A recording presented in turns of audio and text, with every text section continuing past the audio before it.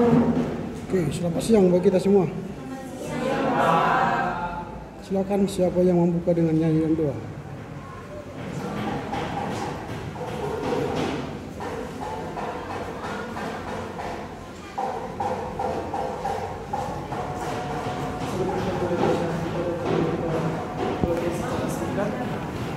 Saya mengambil lagu ujian kita dari buku ED nomor 501 yang sudah terkirimkan di Saya dituntut Yesus. 2, 2, 3 ya. Saya dituntut Yesus. Oh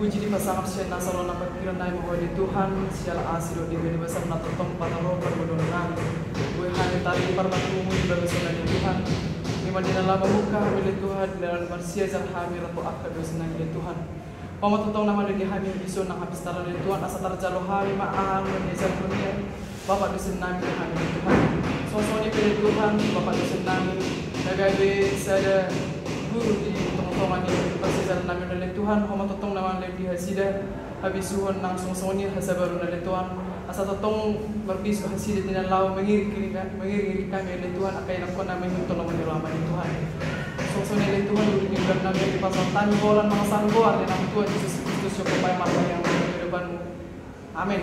Amin. Oke, terima kasih ya. Yang pertama, komite belum mengirim kepada saya nama-nama kelompok ya, supaya nanti nama-nama kelompok dikirim ke grup supaya bisa. Oh sudah ini kelompok ya, oke. Kemudian nanti nama-nama saudara yang tidak sesuai dengan absen dan fotomu akan saya remove setelah kuliahan ini. Ukurannya ialah saya ya. Misalnya ini tidak ada nama-nama di sini, yang ada nomor-nomor handphone. Periksa handphonemu punya nama. Kalau misalnya ini kan belum saya simpan, misalnya Antonius Tasoid itu ada sini Antonius Tasoid kelihatan namanya, itu bisa saya simpan. Tapi yang di bawah ini tidak ada namanya, itu nanti saya remove semua kalau tidak ada namanya. Kalau tidak bisa kau menulis di wallmu, lebih baik nanti tulis saja nama saya ini Pak, gitu aja, supaya jangan saya remove nanti. Karena bagi saya orang yang tidak sesuai dengan data di kelas, saya anggap dia tidak punya integritas, tidak punya kemauan untuk memperkenalkan dirinya dengan baik. Oke ya, saya panggil satu-satu ya. Antonius Arjuren, Arya Natasha,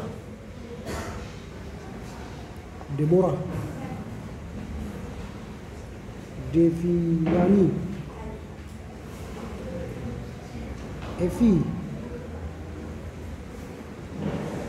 Ini Evi Ginting ya. Satu lagi Evi Tania.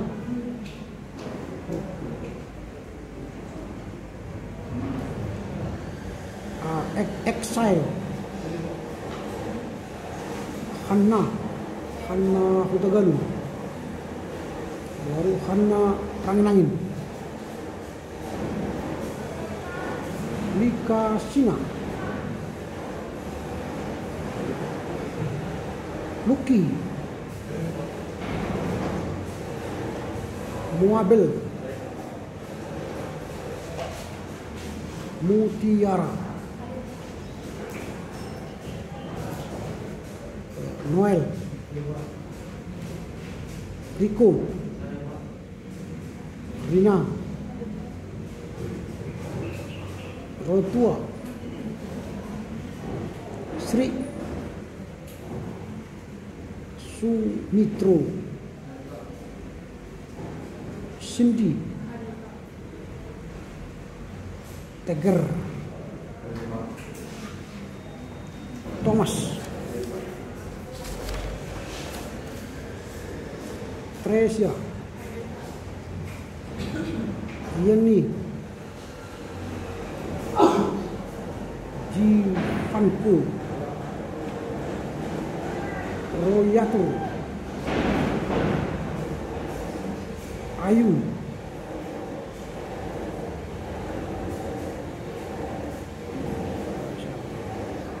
Lucky.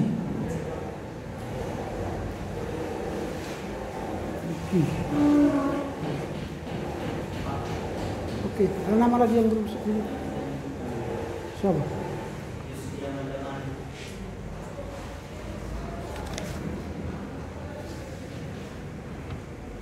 Di mana itu ada nama musuh?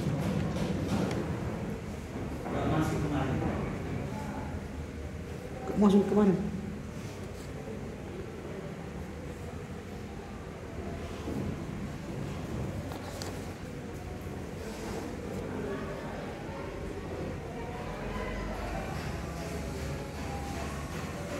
Ibadah apa kuliah umum hadir kau? Hadir, Pak. Hadir.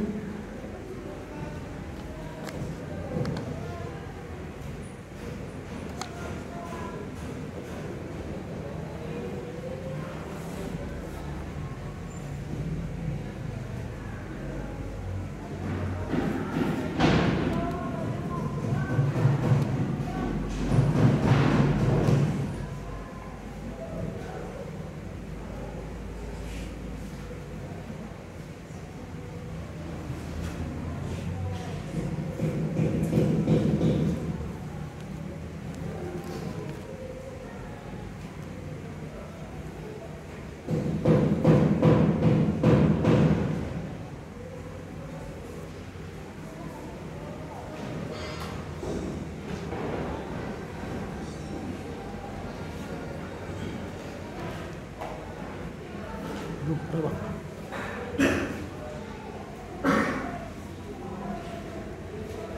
Lagi mengajar, emang lagi mengajar kan?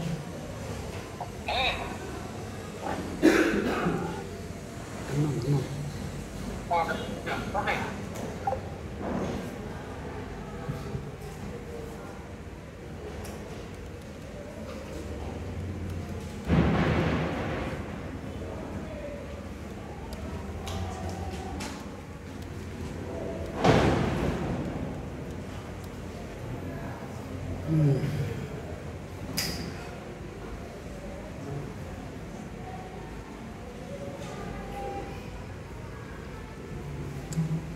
Judis Mandamanik.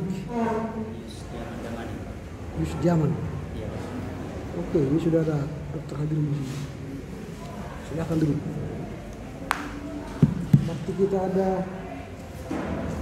30 orang ya. Roy Atur, Ayu, Lucky. Berarti di kelas ini ada 3 orang yang namanya sama.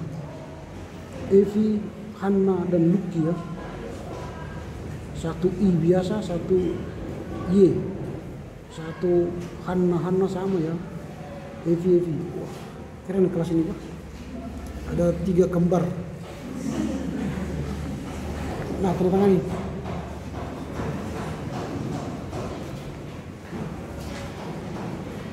Oke, kita akan masuk pada perkuliahan kita hari ini.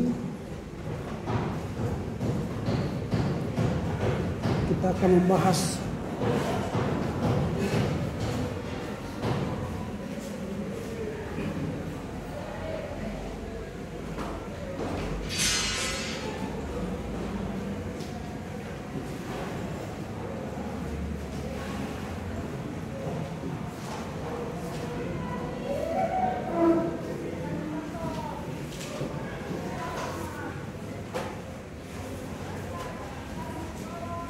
perkenalan dari pengantar filsafat umum.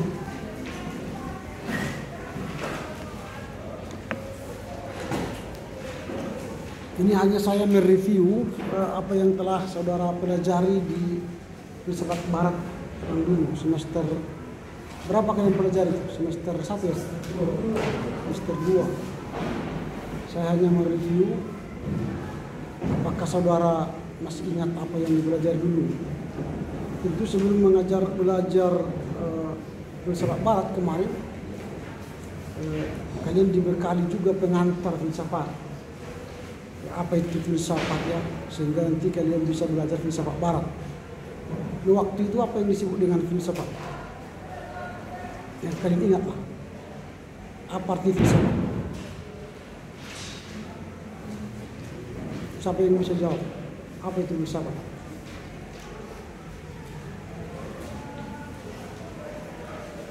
Atau pertanyaannya, apakah ada kemarin diajarkan filsafat, arti filsafat kepada kalian? Ada? Ada. Apa itu arti filsafat? Wah, ini sudah selesai mata kuliah, berarti selesai lah semua ya. Gak ada yang diingat sedikit pun. Gak ada yang bisa lengket dari mata kuliah filsafat itu kemarin. Silakan. Jadi kalau saya kalau filsafat itu bagian dari ya bahasa Yunani yang kalau kami yaitu filosofi ya, bagian dari gue yaitu filosofika dan juga bijaksana. Dan secara singkat filsafat itu secara bijaksana. Apa lagi? Siapa yang tahu lagi? Yang ingat ya? Yang ingat dari pelajaran ini. Masa dari sekian orang, 30 orang nggak ada yang ingat sedikit pun tentang filsafat? Filsafat adalah ilmu yang mempelajari tentang suatu kepercayaan yang dijunjung tinggi, dan filsafat adalah ilmu yang paling tinggi di setiap ilmu. Oke, yang lain? Nggak ada keluar dari ingatan kalian sedikit pun tentang filsafat? Sama sekali blank, kosong, nggak ada yang kalian ingat. Siapa dapat nilai A kemarin filsafat barat? Dapat nilai A? Nggak ada kalian dapat nilai A. Yang dapat nilai A filsafat barat tidak ada. Semua yang ada dapat nilai A di kelas ini.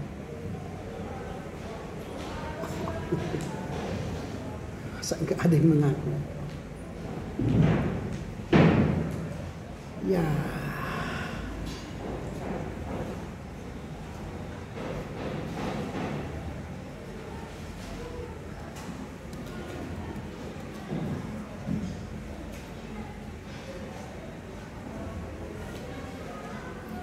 Filsafat barat. Hanna dapat A. Mana sih Hanna Hutagalu? Kau dapat A filsafat mana? Kok nggak tahu kau? Saya lihat ini Hanna Hutagalu filsafat A, filsafat barat ini A. Masa nggak tahu kau apa definisi filsafat? Kau dapat nilai A loh.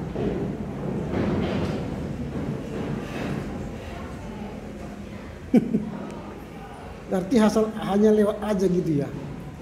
hanya cari ilmu, cari nilai. Setelah itu nggak peduli lagi soal ilmunya gitu. Kasihan kalian.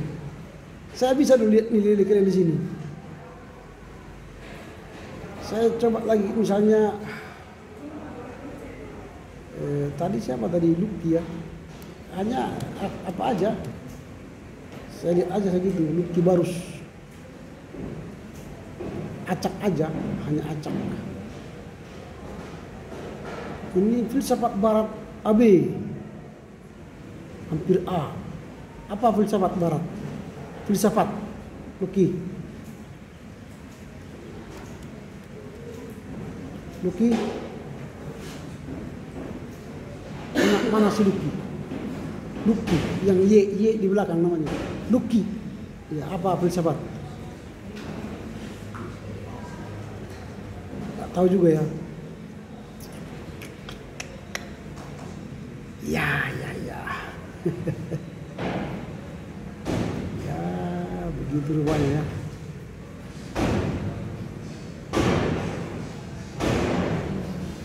Oke, saya coba lagi.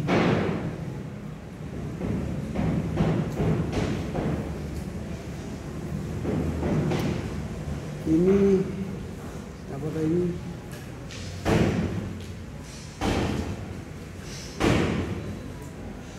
Siapa tadi nama-nama kalian? Antonius.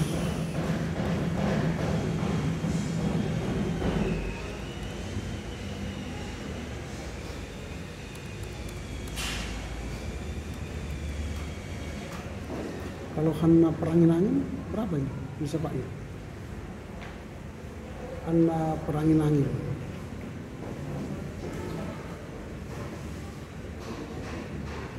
Abi juga nih. Apa itu apa? Hanna Perangin Angin. Filsafat.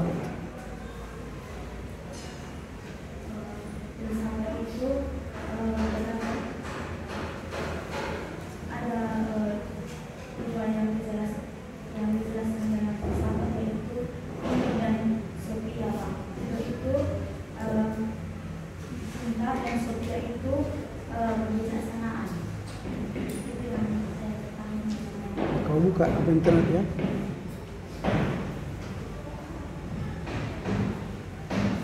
Kemudian ini lagi A. Siapa ini? Mio Miragel Setipu. Nilai A itu. Kelas C itu. Oh, berarti si Muabel lah kalau begitu. Ini kelas di sini kan? Muabel. Abi. Apa bisa Pak itu Muabel?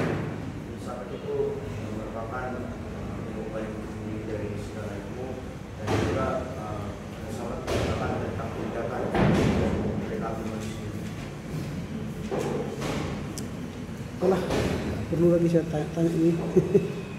Yang hanya saya pastikan kalau kalian datang ke sini hanya mencari nilai bukan untuk belajar ilmu, sayanglah saudara dibayar mahal kuliah di kampus ini. Nilainya A, tapi ditanya nggak ngerti. Nilainya AB, tapi nggak ngerti apa-apa. Jadi kalau sudah selesai nanti filsafat timur, kalian tidak mengerti filsafat timur, lebih baik kalian pulang kampung aja. Gitu. Gak ada gunanya. Kalau tidak mengerti filsafat timur, ngapain? Selesai saya ajarin, pada akhirnya ditanya lagi setelah setahun berikutnya, 2 tahun berikutnya nggak ngerti filsafat timur, ngapain kalian belajar filsafat timur di sini? Gak ada gunanya. Menghabiskan energi kalian nih. Kalau toh nilai A yang mau kalian cari di sini, atau nilai C atau nilai B, lebih baik kita bubar sekarang. Saya kasih nilai A kalian, tidur aja kalian di kamar kalian. Saya senang, gak capek ngejar kalian lagi. Atau gitu aja ya. Saya kasih nilai A sama kalian sekarang, aku usah belajar. Tidur aja kalian di rumah kalian, kalau di kamar kalian. Ya, kalau masuk seperti ini tidur aja kalian. Saya pun ya pulang aja, gak usah ngajar lagi. Bagaimana? Setuju kalian seperti itu? Biar kita pulang. Gampang kok kalau hanya cari nilai di sini. Gampang. Saya kasih aja nanti nilai sampai bulan Desember nanti selesai, kalian dapat nilai langsung dari saya.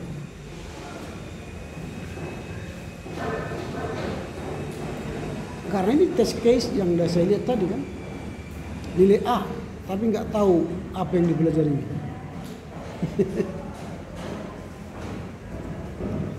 Itu masih filsafat yang saya tanya. Kalau saya katakan filsafat barat apa?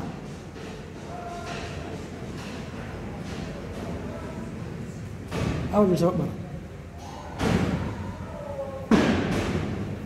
Makin berat ya, makin berat. Kalau buka buku catatan mungkin nggak lupa, nggak tahu di mana buku catatan. Tanya aja si Google. Filsafat barat. Waduh, inilah mahasiswa terhebat sepanjang abad ya. Gimana kita mau akreditasi A? Mahasiswanya kayak gini mulai. Kualitas mahasiswanya kayak apa? Mahasiswa yang tidak ada isinya. Baru semester 3 kan? Harusnya idealisme kalian belajar tinggi. Kecuali sudah semester 7, kalian sudah mulai bosan belajar, ya mungkin masuk di akal. Ini semester 3, istilahnya baru tamat SMA. Masa udah nggak ada punya ingatan. Ini akibat karena ya kalian mungkin main handphone banyak. Akhirnya radiasi handphone ke otakmu merusak daya ingat. Mungkin kalau dibuat analisa atau penelitian, berapa jam kalian megang handphone atau terkonek ke internet, mungkin lebih lamanya kalian terkonek ke internet daripada terkonek ke Tuhan. Lebih lama kalian konek dengan internet daripada konek dengan Tuhan. Mungkin ya, menurut saya. Tapi saya bisa pastikan mungkin benar. Konek dengan Tuhan mungkin kalian hanya, kalau di total satu hari, paling hebat itu aku 20 menit. Itu udah hebat. Gak ada mungkin 20 menit satu hari. Mungkin berdoa pagi paling 1 menit. Berdoa makan 30 detik. 3 kali 3 90 detik, berarti 1,5 menit. Doa pagi 1 menit, doa malam 1 menit. Berarti 3,5 menit. Yang lain gak berdoa lagi. Disitulah kalian connect dengan Tuhan. 3,5 menit. Tapi mungkin dengan handphonemu di total satu hari mungkin bisa 8 jam. 8 jam connect dengan handphone. Apakah saudara masih percaya diri mengatakan saya adalah mahasiswa teologi? Masih percaya diri? Masih percaya diri kalian mengatakan aku mahasiswa teologi? Lebih baik tukang beca sana dari kalian. Tukang beca sana setiap dia mau menggohek becanya dia berdoa. Tuhan berikan aku kekuatan untuk mengantar penumpang ini. Tiap hari dia berdoa. Mungkin satu hari dia berdoa hampir 1 jam. Lebih hebat dia daripada kalian.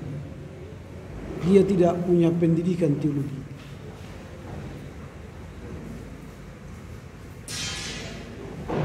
Ya, itulah ya. Ya saya hanya mereview supaya kalian bisa connect dengan saya selama 1 semester ini. Kalau kita bicara filsafat nanti supaya kalian mengetahui apa itu filsafat. Sehingga kita tidak asal ngomong ya dengan filsafat ini. Dan dia punya pengetahuan sedikit lah. Kalau sudah bertemu dengan orang-orang di luar sana nanti bicara filsafat, kalian percaya diri dengan apa itu filsafat. Filsafat itu adalah suatu studi tentang pencarian yang mendasar atau penyelidikan yang mendasar atau pertanyaan-pertanyaan yang mendasar tentang realitas. Jadi dia studi. Kalau tanya apa itu filsafat? Ini studi atau sebuah ilmu tentang pertanyaan-pertanyaan mendasar. Dia bertanya yang mendasar, yang pokok. Tentang apa yang dia tanya? Tentang realitas. Realitas, kenyataan hidup. Mengapa orang Kristen tidak percaya Yesus? Dia beragama, Yesus beragama, tapi tidak percaya Yesus. Itu realitas. Mengapa ya mahasiswa semester 3 bodohnya bukan main? Itu realitas. Sudah belajar filsafat, sudah dapat nilai A, tapi ditanya filsafat barat tidak ngerti. Apa arti filsafat tidak ngerti. Itu pertanyaan-pertanyaan berdasar realitas. Lalu pertanyaan mendasar tentang apa lagi? Pengetahuan. Yang ditanya itu pengetahuan.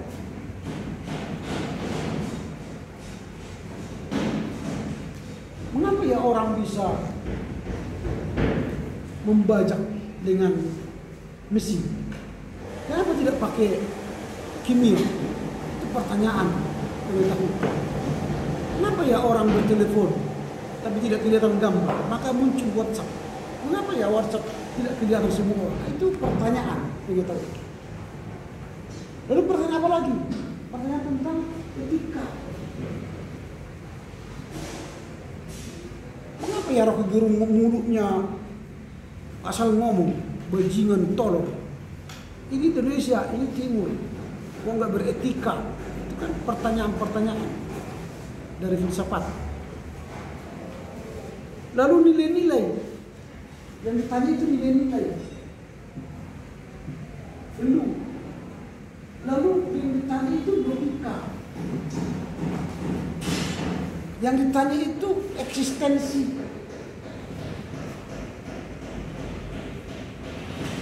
Keberadaan kita ditanya. Atau berbagai topik yang berkaitan dengan alam semesta atau dengan kehidupan manusia. Itulah filsafat. Jadi dia bertanya terus. Dia studi yang bertanya. Dia bertanya. Jadi dia menjadi sebuah petualangan intelektual. Jadi filsafat itu menjadi sebuah selain dari studi, dia petualangan intelektual.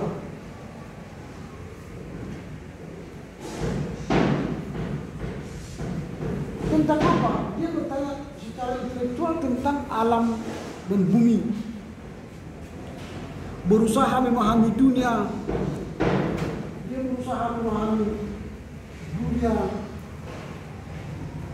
dan memahami manusia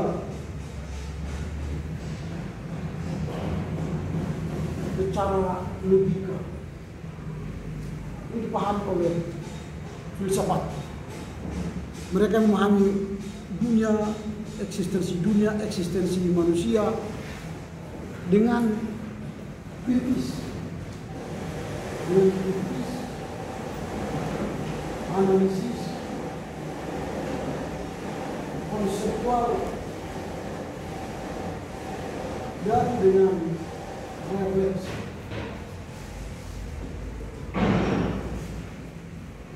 Jadi itu filsafat. Secara intelektual dia mencoba memahami dunia manusia secara kritis, analisis, konseptual, dan refleksi. Bagaimana dia dunia ini? Bagaimana manusia ini? Itulah pertanyaan-pertanyaan filsafat. Dia bertanya dan mencari jawab. Ini yang kita lihat dalam dunia filsafat. Intinya ialah bahwa filsafat itu hendak mencari kebenaran. Dia hendak mencari kebenaran.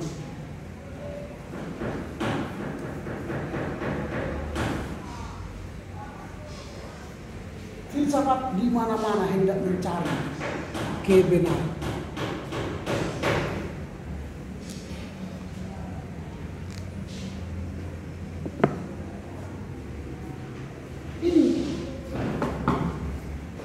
Jadi di mana-mana filsafat itu selalu mencari kebenaran.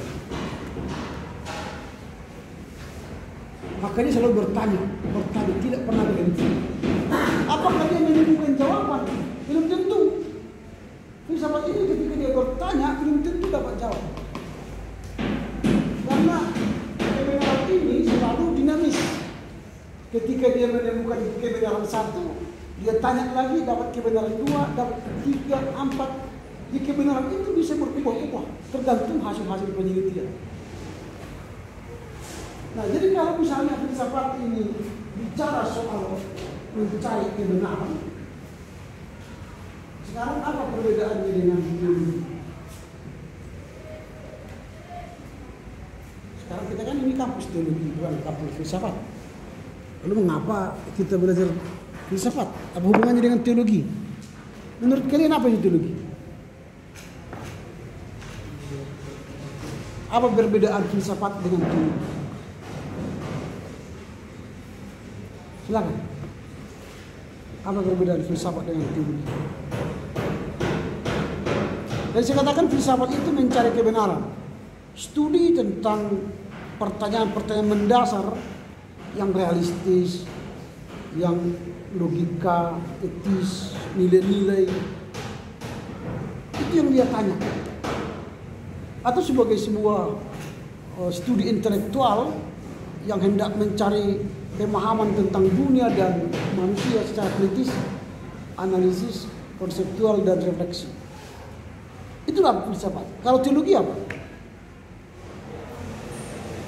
Apa teologi? Kan sudah pernah juga pengantar-pengantar teologi kan, kalian dengan ikuti kan? Kenapa itu teologi?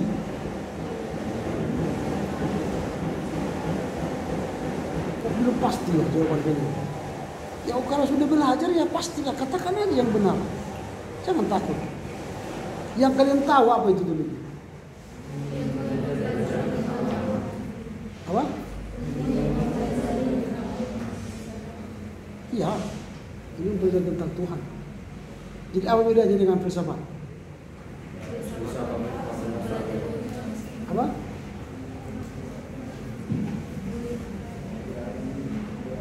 Filsafat apa?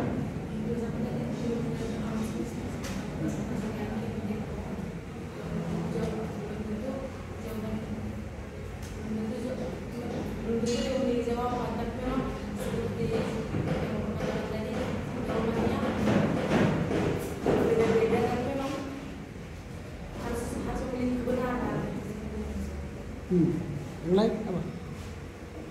Apa perbedaannya filsafat dengan teologi? Hah? Tidak ada perbedaannya.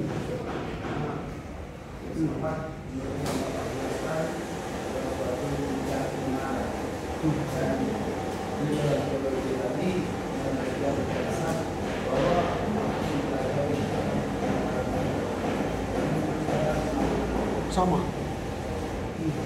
Yang lain? Sama Pak, tetapi kalau teologi harus ditambahkan dengan kebenaran itu minimalnya dulu Pak, supaya dapat mencari kebenaran. Yang lain? Menurut saya Pak, teologi itu kan salah satu ilmu yang jika manusia kita adalah sulit untuk dibuktikan. Saat ini kalau membuktikan realitas dari teologi. Membuktikan realitas teologi. Yang lain? Ada lagi? Tidak ada. Oke. Jadi kalau filsafat dia mencari kebenaran, maka teologi bukan mencari kebenaran, tetapi teologi itu ialah memberitakan. Teologi itu bersaksi. Teologi itu melayani. Melayani apa?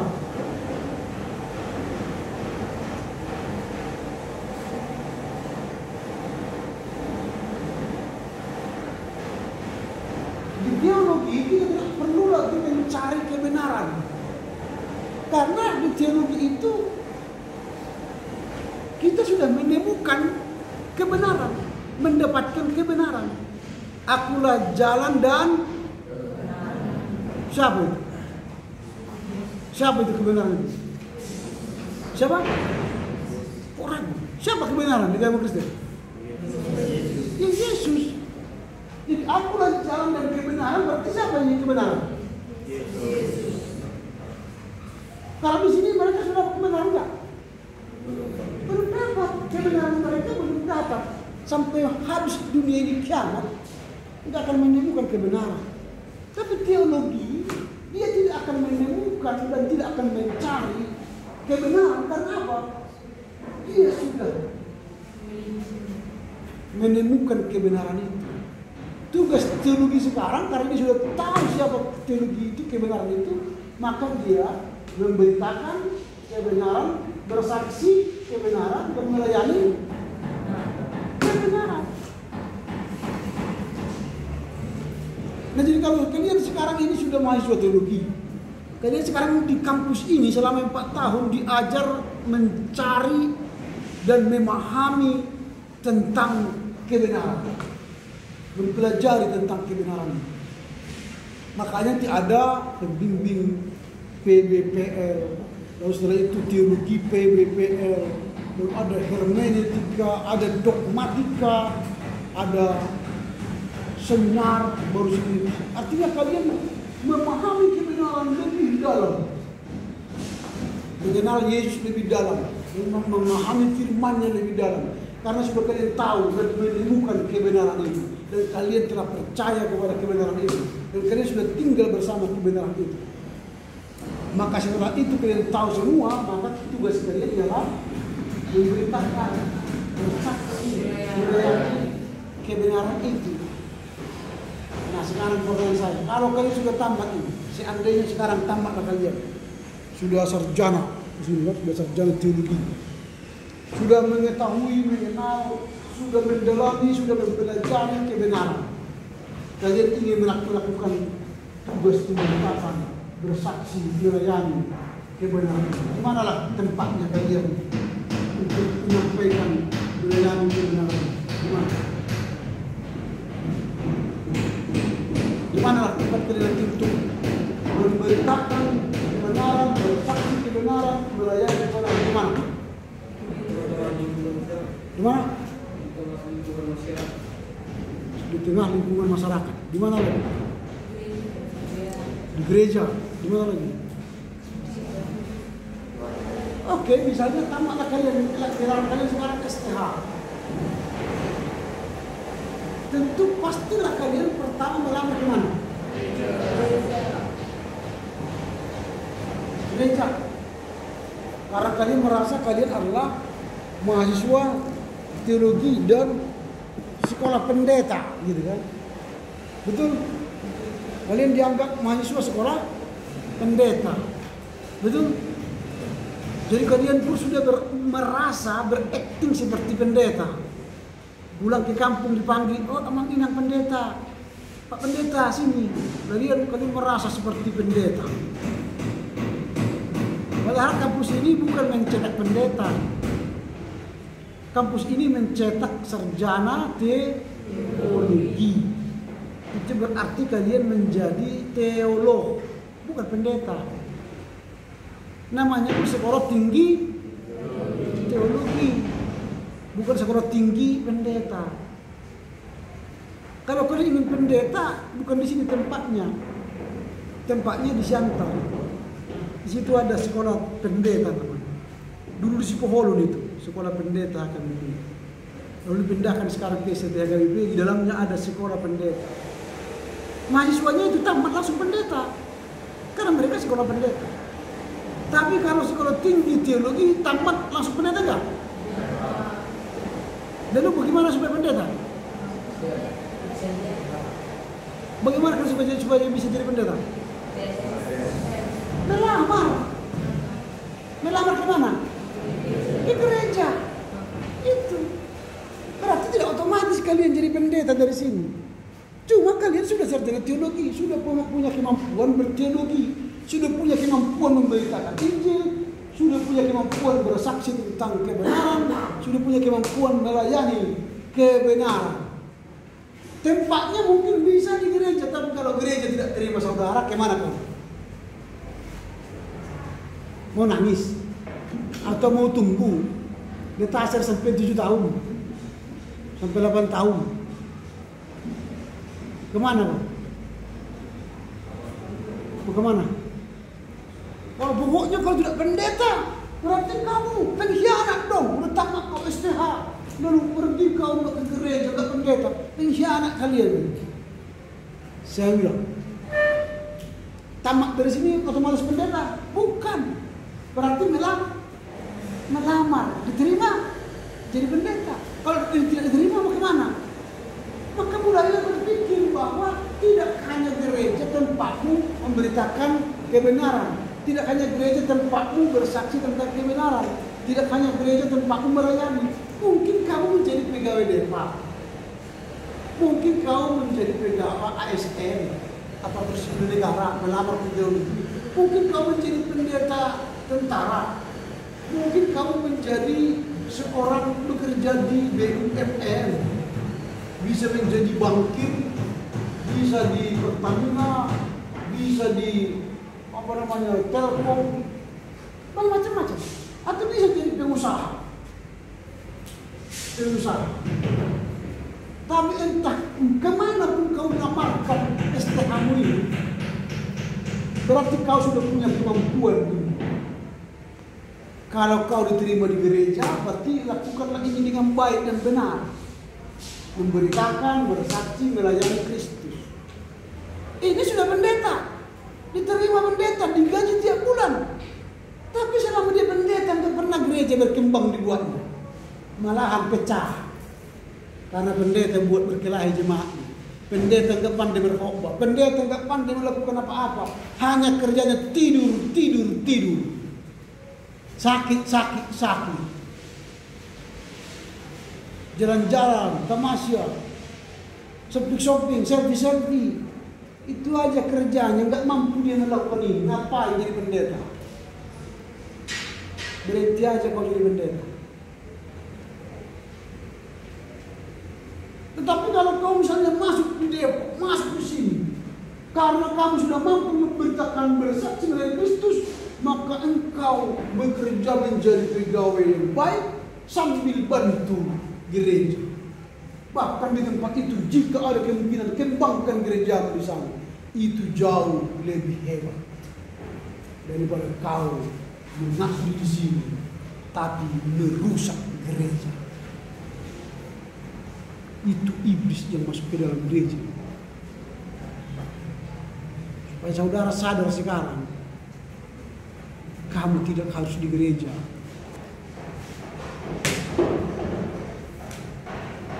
Kalau mau ke gereja, tujuan studi di sini. Coba lihat sekarang ada yang parkir. Di BKP 300 orang masih parkir. Di KPI 100 orang, di KPS 100 orang, HKI berapa orang. Kamu masih tingkat 2, tambah nanti ini, tambah lagi. Mungkin kau tambah nanti di GBKP sudah 600 orang daftar tunggu. Mau kemana? Mau ditasar 10 tahun.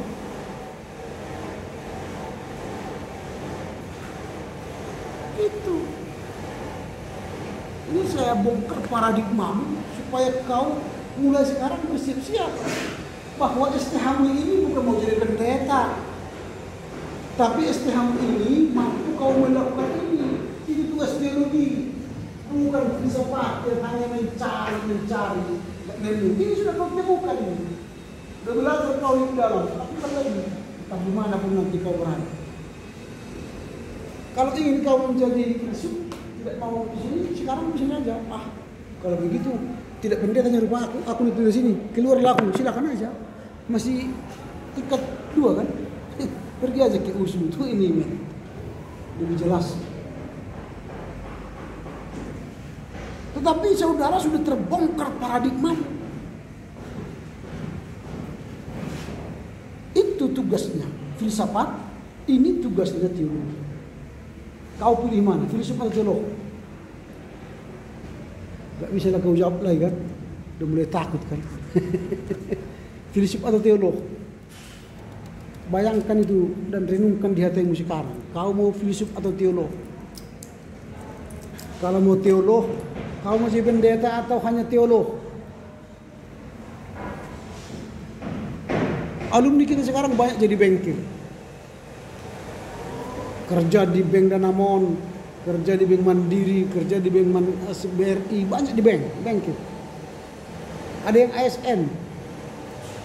Mantan ketua BEM di sini kerja di Depak, Jakarta sekarang. Ini sekarang yang mau wisuda ini sudah pada melamar sekarang. ASN.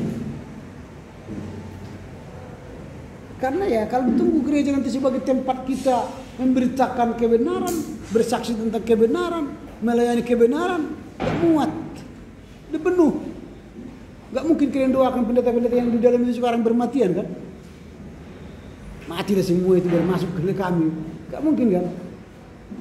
Umur mereka panjang-panjang, sehat.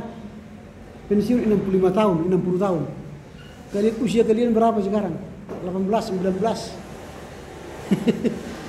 Mereka masih aktif. Tamak kau mereka belum pensiun. Yang mati satu-satunya itu, nggak mungkin semua sekaligus mati kan? Itu.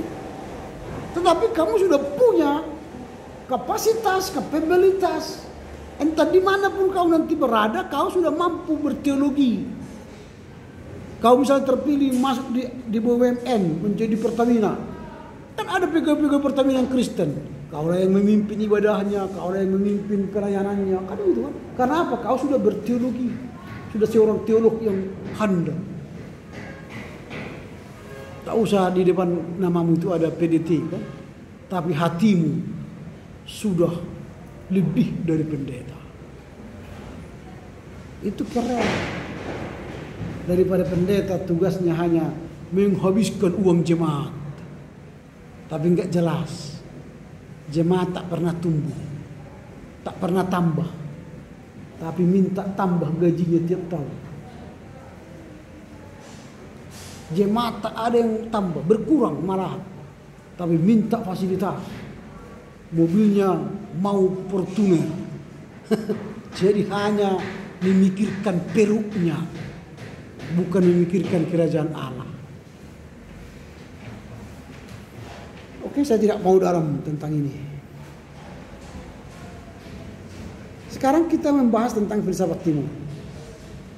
Apa itu filsafat timur? Filsafat timur itu adalah tradisi pemikiran filosofis yang berasal dari wilayah Asia. Jadi pemikiran filosofis yang berasal dari wilayah Asia. Maka disebut dengan filsafat timur. Wilayah Asia itu mulai dari Asia Selatan, ya.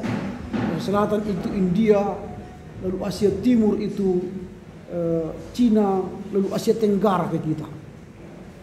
Lalu Asia Barat itulah Timur Tengah sekarang atau Palestina, Yerusalem. Itu Asia Barat. Asia Kecil, Turki. Lalu Asia Tenggara ke kita. Semua Asia ini luar biasa luas.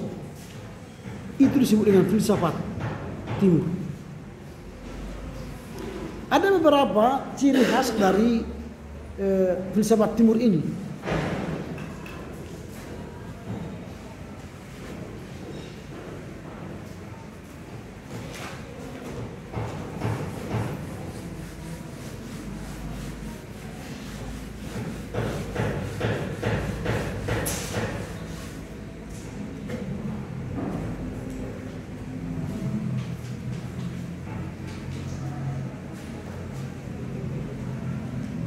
Yang pertama ciri khas dari filsafat timur ialah holistik dan spiritual.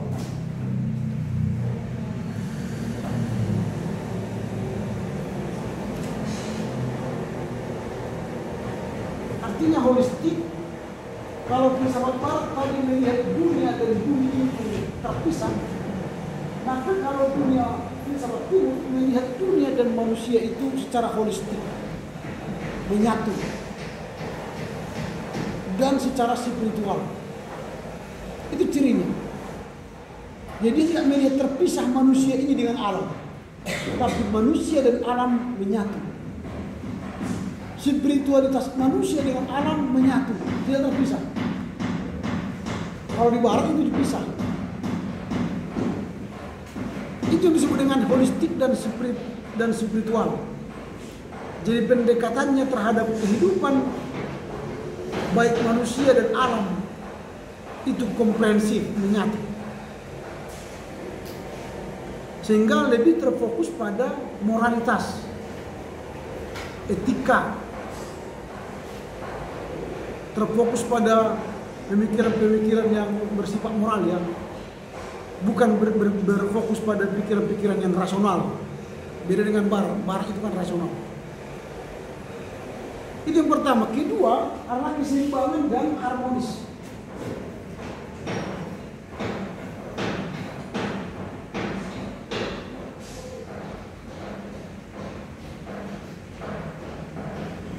Keseimbangan dan harmoni.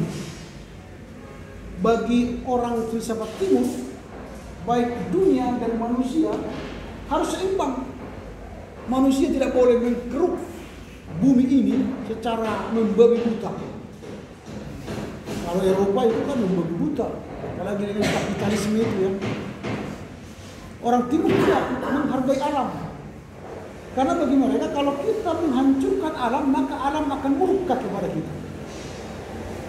Itu sebab kalau ada gunung Merapi meletus, misalnya seperti di Jogja dulu, Mbah Marijan bawa sesajen ke sana supaya jangan mengamuk gunung Merapi itu, supaya jangan muntah-muntah.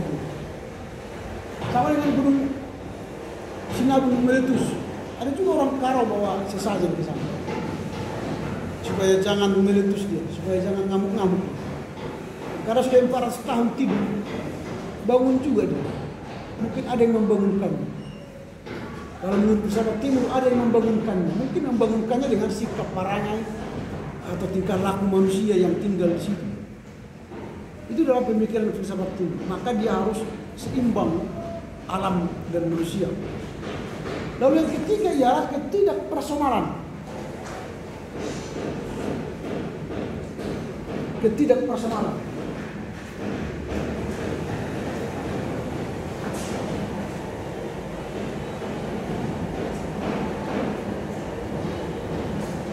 Jadi menurut Barat, manusia itu personalnya, entitasnya itu abadi. Kalau manusia itu, ya manusia terus mulai hidup, mulai dia lahir sampai mati, manusia itu entitasnya sama. Tidak akan berubah-ubah, dia akan tetap manusia. Kalau dia sudah mati, dia masuk surga atau masuk neraka. Jadi jelas dia tetap dia manusia. Kalau di timur manusia itu ketidakpersonalan, tidak abadi manusia itu. Kalau manusia selama di bumi ini dia berlaku baik, bermoral, nanti di dunia berikutnya bisa dia jadi malaikat. Tapi kalau misalnya selama di bumi dia bertindak jahat, tidak baik, melakukan kecurangan, maka nanti di dunia berikutnya, di nirwana satu misalnya, dia berubah menjadi monyet atau kera. Jadi dia tidak kekal, entitas manusianya tidak kekal, bisa berubah.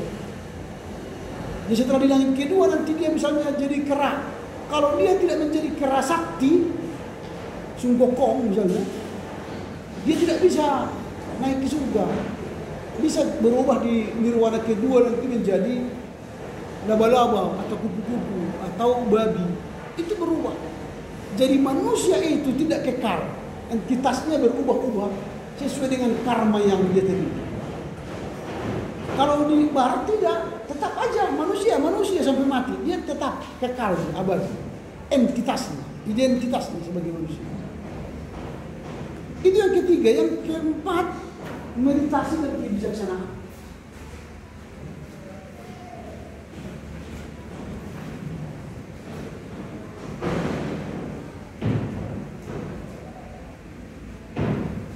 Jadi ciri-ciri orang filsafat timur itu banyak bermeditasi, bersemedi, berkontemplasi, merenung sendiri. Maka ini juga diadopsi di gereja kan. Bahkan di sekolah-sekolah teologi, bangun pagi jam 5 pergi ke chapel atau pergi ke ruang makan, berdua di sana. Kita pikir berdua, ternyata sudah ngorok. Dipikir bermeditasi, ternyata sudah terlelap. Karena memang kita menganggap ya itu hanyalah kegiatan aja. tidak kalian anggap itu sebagai suatu peningkatan spiritualitas kalian.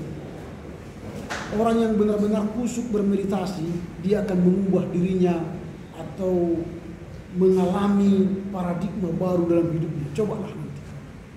Kalau pagi-pagi besok kalian disuruh bermeditasi, kalian bermeditasi dengan baik sesuai dengan aturan yang ada, maka hidupmu akan mengalami perubahan-perubahan. Tapi kalau kau lakukan itu hanyalah sebagai formalitas, supaya dilihat orang kau seperti orang rohaniwan, gak ada gunanya. Tak usah kau pergi ke sana, karena itu akan membohongi dirimu sendiri dan tidak punya dampak apa-apa bagi dirimu. Tapi kalau kau setelah bangun, kau berkhusyuk, bermeditasi tanpa kata aja, kau tenang aja, diam 5 menit aja, buat backermu nanti. Setelah 5 menit dia bunyi titit, oh udah selesai. Tak usah kata-kata, tapi pusatkan dirimu bertemu dengan Tuhan. Setiap hari kau bertemu dengan Tuhan, tanpa kata pun gak apa-apa. Tapi kalau kau berkata-kata pun lebih baik. Sampaikan isi hati, maka hidupmu akan mengalami perubahan. Tapi kalau kau hanya seremonial atau formalitas saja, gini, lebih baiklah kau pulang ke kamarmu. Gak ada gunanya. Kau tidak akan meningkat spiritualitasmu. Kau menjadi orang munafik di sini. Melatih dirimu menjadi orang-orang munafik. Dia mulailah sadar, meditasi itu bukanlah main-main. Meditasi itu adalah alat meningkatkan formalitas, formasi spiritualitasmu. Jangan main-main dengan itu. Kalau kau tidak mengerti bagaimana cara bermeditasi, searching aja di YouTube. Bagaimana cara meditasi Kristen yang benar. Nanti diterangkan sama kau. Sehingga kau besok pagi sadar bermeditasi yang baik dan benar. Bukan kepura-puraan. Karena pengalaman kami melihat kalian di sini, 2 tahun kalian setiap hari bangun pagi diajar supaya terjadi mobilisasi dalam dirimu, meradikalisasi dirimu untuk menjadi sebuah orang yang punya paradigma baru, habitat baru, pola hidup baru selama 2 tahun. Ternyata pulang habis selama 2 tahun di sini, padahal orang tuamu sudah bayar ratus puluhan juta untuk itu. Makanmu, sabunmu, semua kebutuhanmu di asrama, supaya kau menjadi calon teolog yang berkualitas, yang punya formalitas spiritual yang bagus. Ternyata setelah tingkat 3 pergi kos di masyarakat sana, jangankan berdoa bermeditasi, berdoa makan pun lupa. Doa makan, gak pernah lagi dia berdoa makan. Jadi kalian kayak seperti anjing yang dibajui, dimandikan, atau kucing yang dimandikan. Walau semua hebat kali bisa dia berjalan, gacau, bisa dia jari-jari. Ternyata setelah dilepas di sana, kembalinya dia ke kubangan, lompat di situ, ada bangke dimakannya. Jadi belum terbentuk karakter. Padahal mahal lo kalian di sini dibentuk karakternya 2 tahun. Kalian sudah 1 tahun di serama. Ini sudah hampir 1,5 tahunan. Masa karaktermu tak berubah? Tidak sadar kebutuhan meditasi. Ya hancur lah, makanya jemaat kita, gereja kita sekarang banyak hancur. Karena spiritualitas pendetanya 0. Tidak ada. 0 usaha. Karena tadi dibuat kalian bermeditasi bukannya dilakukan dengan baik, tapi main-main. Yang kelima cirinya ialah pluralitas.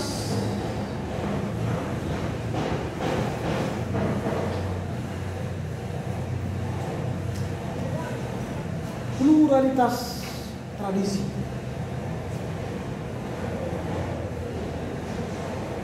Jadi Asia itu memiliki pluralitas, artinya banyak tradisi. Indonesia aja hampir 250 suku. Coba bayangkan banyaknya tradisi itu. Di kita Batak aja sudah hampir banyak, berapa itu ya? Angkora, Mandailing, Toba, Simalungun, Karo, Pak Deli. Nias loh. Bermacam-macam. Beda bahasa, beda langgam, beda aksara, beda adat. Itu tradisi timur. Ini ciri-cirinya. Nah sekarang apa perbedaan filsafat barat dan filsafat timur?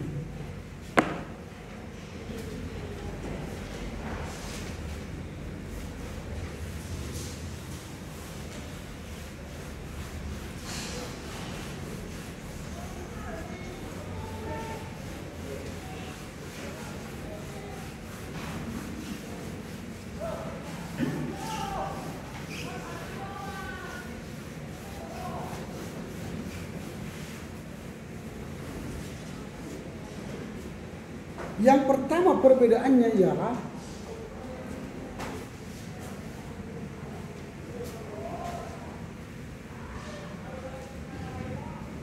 ini soal akar sejarah dan letak geografis. Jadi jelas filsafat barat itu di Eropa. Sementara filsafat timur di Asia. Sudah jelas ya bedanya. Sejarahnya beda. Sejarah filsafat barat itu berasal dari pribadi, personal. Plato, Aristoteles, gitu ya.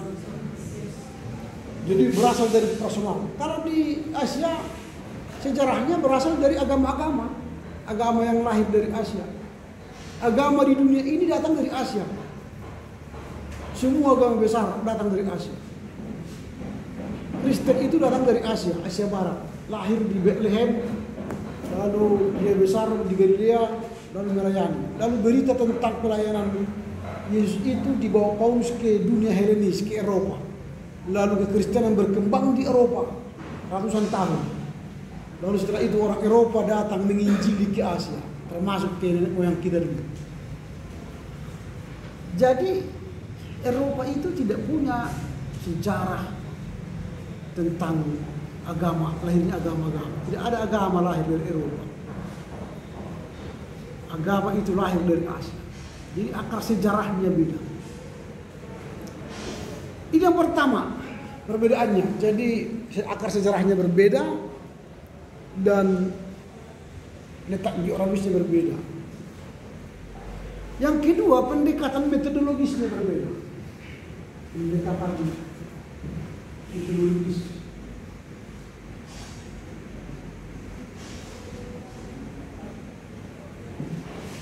Filsafat barat itu selalu menggunakan pendekatannya dari analisis, metode analisis dan deduktif. Jadi mereka setiap melihat sesuatu dianalisis, lalu diadakan deduktif, pembelajaran, belajar. Akhirnya mereka menemukan teori-teori baru. Makanya nanti ada perkembangan. Mulai dari revolusi industri 1, 2, 3, 4. Itu karena mereka menganalisis. Mengapa ya begini? Mengapa ya misalnya orang memakai tenaga saja mengancam. Menyabit pun pakai tenaga manusia. Untuk mencangkul sawah atau memotong pohon pakai gergaji manual. Lalu mereka menganalisa, oh berarti ada cara lain untuk bisa meningkatkan peradaban manusia. Maka lahirlah traktor, lahirlah kereta api. Dulu orang pergi ke kota naik sado atau delman, atau naik sepeda, atau naik becak dayu. Nah, lahirlah mobil. Lahirlah pesawat. Itu era revolusi 2.0. Itulah. Jadi metodologi mereka selalu berkembang. Ini metodologi. Sementara metodologi timur beda. Metodologi timur itu hanya menggabungkan elemen-elemen spiritual dan introspeksi diri. Jadi digabungkan elemen-elemen spiritual. Pokoknya kalau ada sesuatu yang perlu diubah di masyarakat, buat legenda, buat cerita rakyat, buat mitos, supaya jangan melakukan kejahatan. Misalnya supaya anak-anak tidak marah atau tidak jahat kepada orang tuanya, dibuat cerita si maling kundang, dibuat cerita si mardar. Itu menakut-nakuti secara spiritual dan introspeksi itu dengan pengalaman hidup langsung. Itu dia ceritanya, mereka metodologinya pakai mitos, legenda. Itu yang digunakan metodologinya. Beda dengan barat tadi, analisis. Lalu mereka punya deduksi. Deduksi. Itu yang berbeda, pendekatan metodologis. Yang ketiga, soal konsep ego dan diri. Konsep diri dan ego. Jadi sudah saya katakan bahwa di Eropa itu, filsafat timur, ego itu statis, entitasnya itu kekal. Manusia sampai mati. Kalau di timur, manusia itu tidak kekal, tidak abadi. Itu tadi, atau sering disebut dengan Atman. Atman itu dalam bahasa pemahaman agama Hindu dan Buddha. Atman itu tubuh itu tidak kekal eksistensinya. Dia berubah-ubah, bisa dari manusia jadi binatang, atau jadi binatang yang baik bisa kembali manusia bisa malaikat, dan akhirnya itu bisa mendapatkan nirwana. Itu di timur. Konsep diri atau ego yang berbeda. Kemudian pandangan waktu.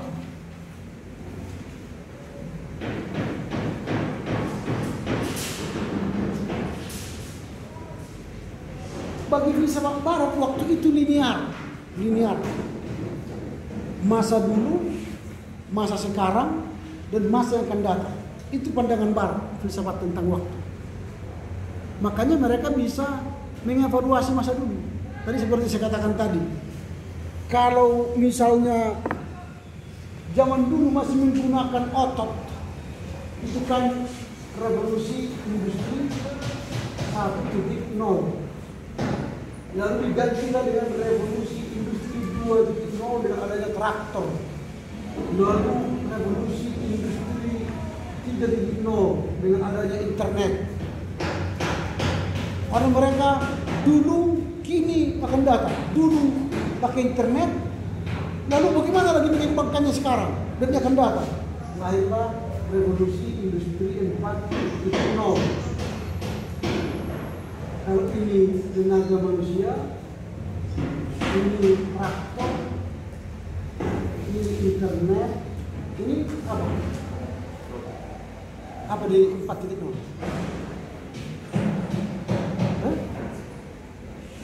Nggak paham. Tadi sekarang hidup di sini sekarang.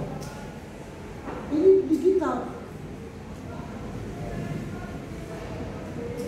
Sampai di sini kita sekarang. Tapi sudah ada usaha sekarang revolusi 5.0.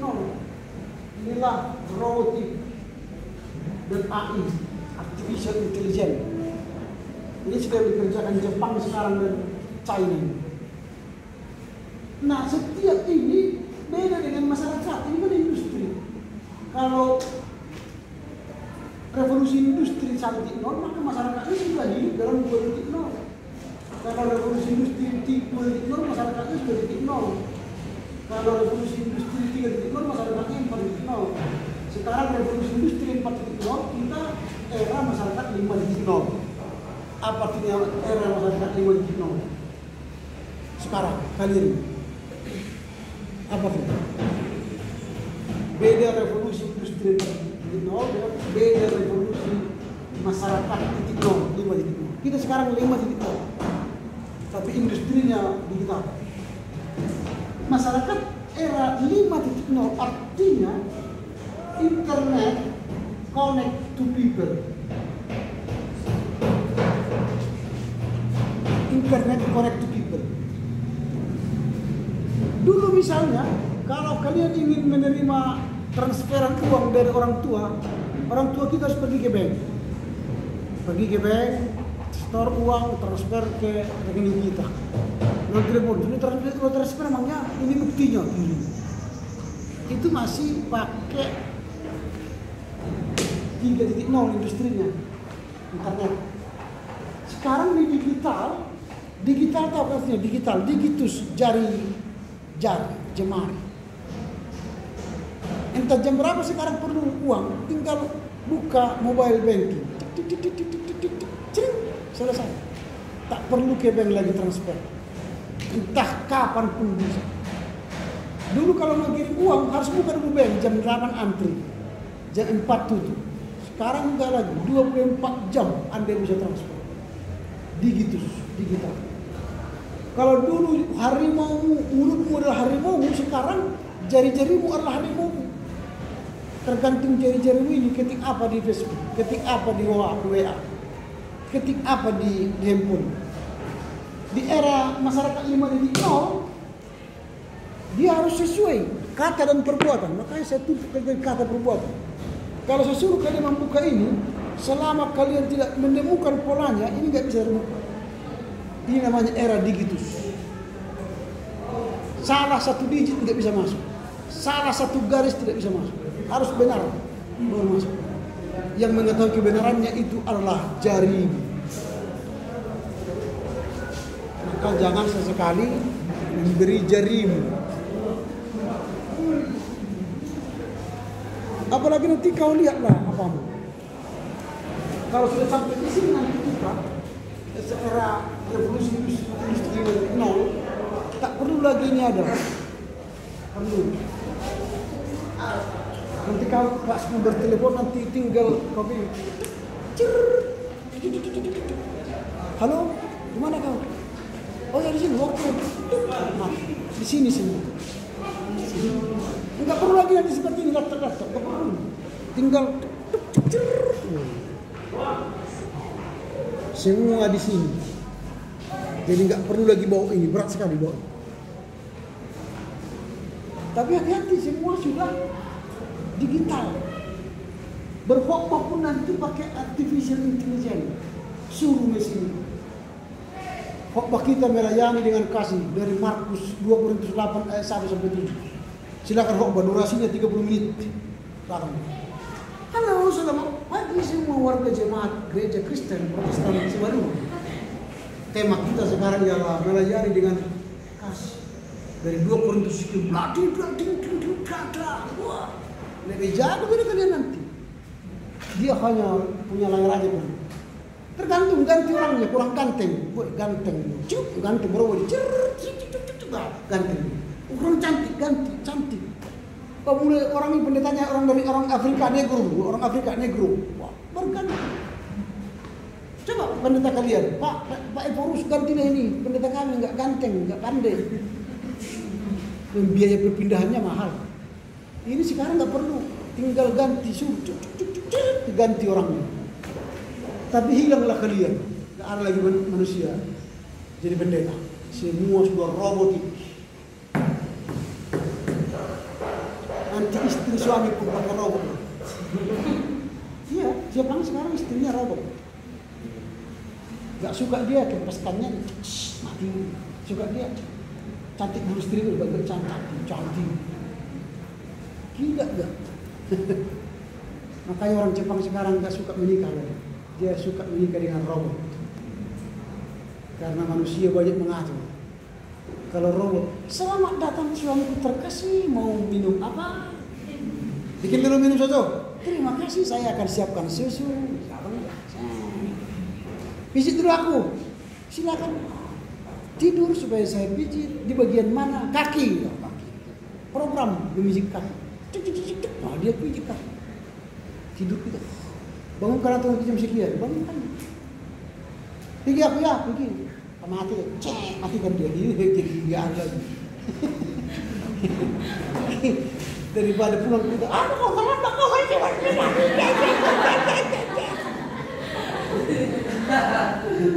sakit jadi sini kan. Robot itu bisa kita setel. Hati kalian, gak ada guna kalian. Nanti pada saat itu orang bertelepon kan sekarang kan pakai ini kan, pakai WA kan. Halo, ini kami semua lihat. Oh, gitu kan. Kalau nanti enggak lagi telepon dia. Halo, barang di situ. Berdiri. Hologram. Halo, selamat pagi. Halo. Udah ya, hilang dia. Nanti kalau dulu bagi pengurus mau berkhotbah di pesta gereja, saudara-saudara, hilang. Jadi hilang transport, penginapan, uang terima kasih kan, efisien. Tidak perlu lagi hadir. Rawat pun nanti efisien. Undang rapat semua seperti ini, ngomong aja saya kan, semua hadir tuh.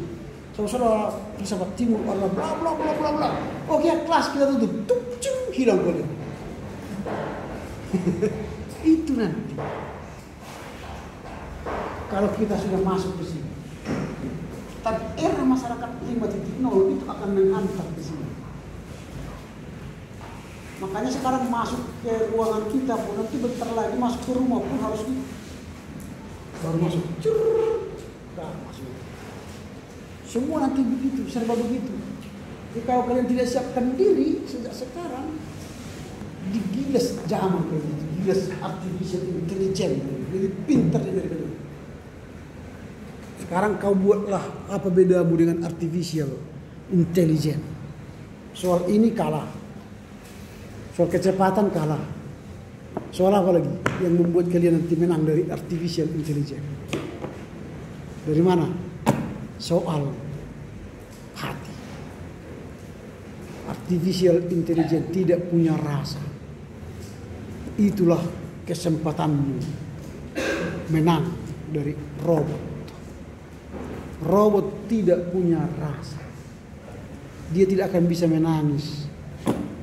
Kau pukul pun dia, kau caci maki. Ya terima kasih atas caciannya. Coba kau, kurang ajar kau. Apa kau bilang? Lalu diingat sampai mati. Itu rasa. Itulah bedamu dengan robot. Lalu olahlah rasamu sejak sekarang. Melalui apa? Meditasi. Melalui apa? Kontemplasi. Melalui belajar. Olah rasamu. Kalau enggak kau punya rasa nanti enggak digunakan kau. Sama dengan ini kan kayak orang Farisi ini. Pandai mengajar, pandai berkhotbah, tapi tidak punya hati. Tidak punya rasa, tidak punya roh. Jadi itulah nanti yang membedakan manusia dengan itu semua. Nah sekarang siapkanlah itu. Gitu ya, sampai di sini ada pertanyaan. Jadi tantanganmu ke depan berat. Jadi bukan main-main, berat. Makanya kalau belajar jangan sekedar hanya datang duduk, tidak punya ilmu. Nah habis kelas ini seharusnya kalian pergi lagi ke perpustakaan, baca lagi. Supaya kalian berilmu. Jangan habis ini langsung masuk ke kamar, masuk ke tempat tidur, tutup buku, tidurlah sampai minggu depan. Haleluya lah. Gak ada ilmu yang kalian dapatkan. Nah karena itu saya mengulangi beberapa inti pokok dari pengajaran filsafat timur. Intinya apa? Ada beberapa inti dari filsafat timur ini yang hendak kalian ketahui. Yang pertama keseimbangan dan harmoni. Tadi sudah kita bahas ini keseimbangan dan harmoni. Nanti ini kita ulang-ulang ini dalam pembahasan kita dari setiap filsafat-filsafat yang akan kita bahas. Yang kedua soal ketidakpersonalan. Tadi sudah saya katakan ini ketidakpersonalan, bahwa di timur entitas pribadi itu tidak abadi, dia berubah-ubah. Lalu yang ketiga adalah karma dan reinkarnasi. Karma dan reinkarnasi.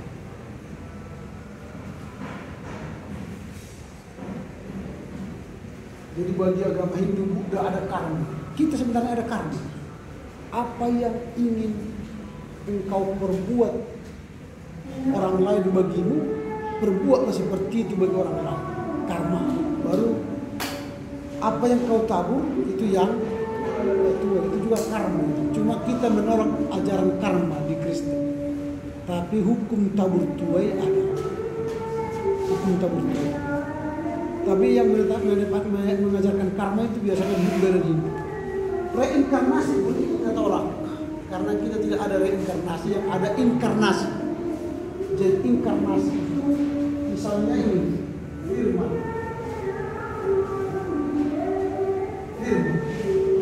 Bagi agama Kristen firman itu menjadi apa? Ya? Firman itu bagi agama Kristen apa? Tadi inkarnasi tadi. Dia menjadi manusia. Itu kan Yohanes kan? Tapi di agama lain firman itu jadi apa? Jadi kitab. Jadi Al-Quran. Jadi kalau firman bagi agama Kristen dia menjadi manusia, artinya dia hidup. Ini artinya kalau dia jadi buku berarti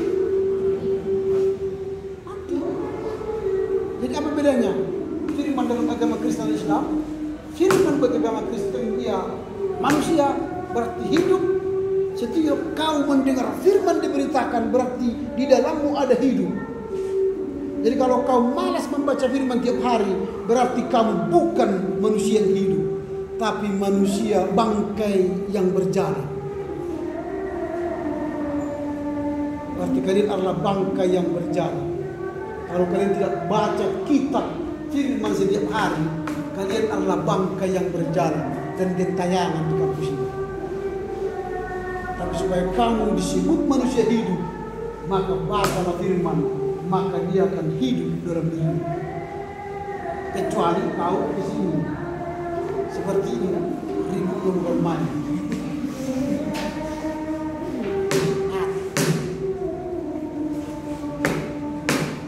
Kita bukan seperti mereka.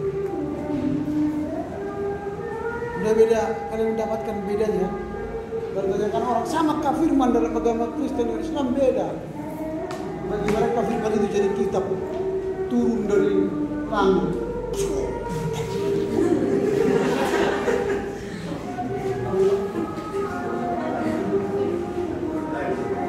Iya, disebut pesawat Tuhan.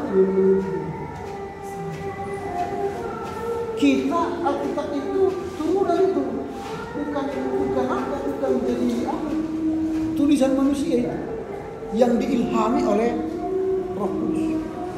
Maka bisa dia dikritik, bisa dia ditafsir, bisa dia dikotak-katik bolak-balik, tidak masalah. Coba ini, coba tuh kotak-katik lagi, penjara ini. Kalau ada misalnya seperti ini, kalau bagian gini-gini dari bukan diinjak, besok kan di penjara. Kalau kalian sekarang misalnya temukan misalnya kata-kata entah kalian gini-gini kan pun tidak peduli kita. Itu kan bahasa. Beresit bara Elohim hasemayu et ayim. Tidak persoalan itu. Kau bakar pun kita itu enggak, bagi kita bukan persoalan. Kenapa? Isinya sudah di sini. Kalau mereka dihafal. Karena ini 3 bulan. Aku 1 juz saja enggak tahan.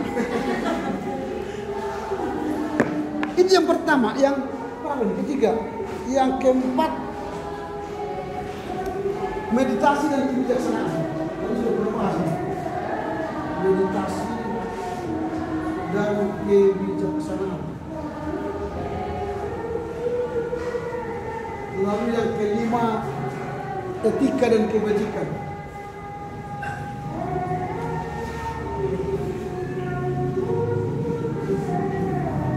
Yang keenam, pandangan dunia siklus. Tadi sudah saya jelaskan juga ini. bukan linear. Lalu yang terakhir, penghormatan terhadap alam.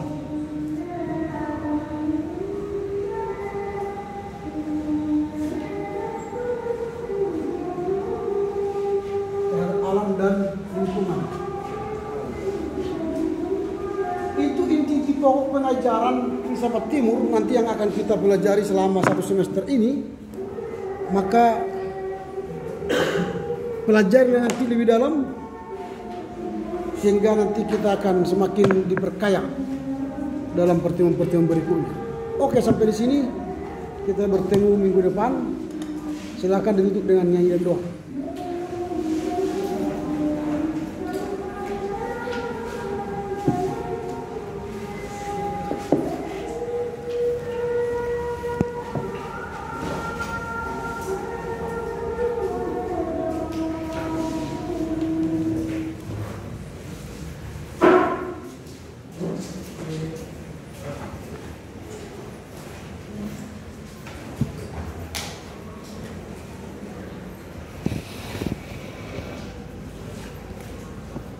Sebelum kita kembali ke tempat kita masing-masing, mari kita bernyanyi dari yang sudah saya kirimkan di grup. Kita mendenden nomor 327. Tuhan dibatasi nemani. 2, 2, 3 ya. Tuhan dibatasi nemani, sejumpakah kita pagi, Ia tetap si kawali. Tuhan dibatasi nemani, sejumpa kita jumpakan, dibatasi berjumpa kita, sejumpa kita jumpakan, dibatasi berjumpa kita. Dari ras kita tonton kita. Karena adik-adik kami hendak mengatakan kujur ban-ban bapak dari pas rendang buka kami dum melakukan aktivitas belajar mengajar kami bapak. Bapak itu sinar kami mulai dengan kami masing-masing bapak kami sinar kami bus peralahan telah kami tadi dengan kami masing-masing harus dosa bapak. Bapak lah kami lupa bertoto bapak dosen kami bapak kami tetap semasa usaha berikan kesehatan jadi sepanjang umur. Dan satu tahun lalu bersebelah Yesus kami bertoto membantu amin. Amin. Oke, bujur.